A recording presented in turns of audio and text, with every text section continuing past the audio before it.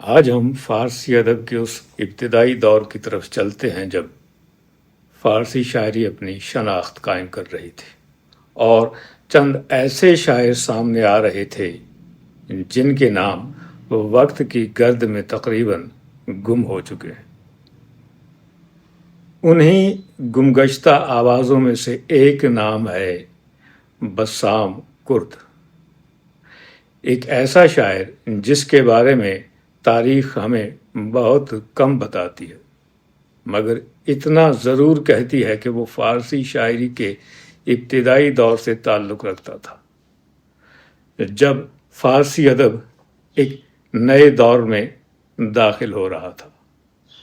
یہ وہ دور تھا جب سیستان اور خراسان کی سرزمینوں میں نئی ادبی روح جنم لے رہی تھی اور فارسی قصیدہ گوئی کے پہلے نقوش سامنے آ رہے تھے۔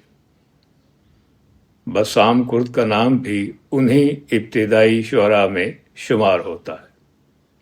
ان سے چند اشعار منسوب ہیں جبکہ ان کا بیشتر کلام وقت کی نظر ہو چکا ہے۔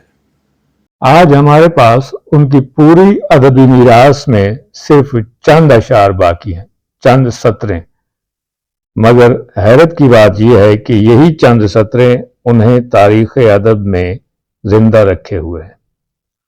ان کے کلام میں اس دور کی سادگی بھی ہے اور فارسی زبان کے ابتدائی مزاج کی جھلک بھی۔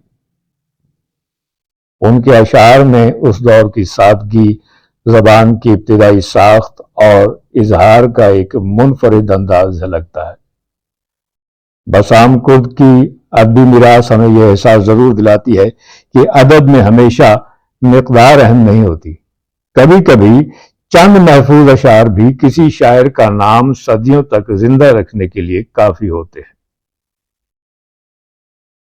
آج ان کا نام ہمارے لیے صرف ایک تاریخی حوالہ نہیں بلکہ ایک علامت ہے اس بات کی کہ وقت بہت کچھ مٹا دیتا ہے، لیکن اچھا شعر صدیوں بعد بھی اپنی بازگشت قائم رکھ سکتا ہے۔ یہی ہے بسام کرد، فارسی ادب کی ان بھولی بسری آوازوں میں سے ایک جو خاموش ضرور ہو گئی مگر مکمل طور پر ختم نہیں ہو سکی۔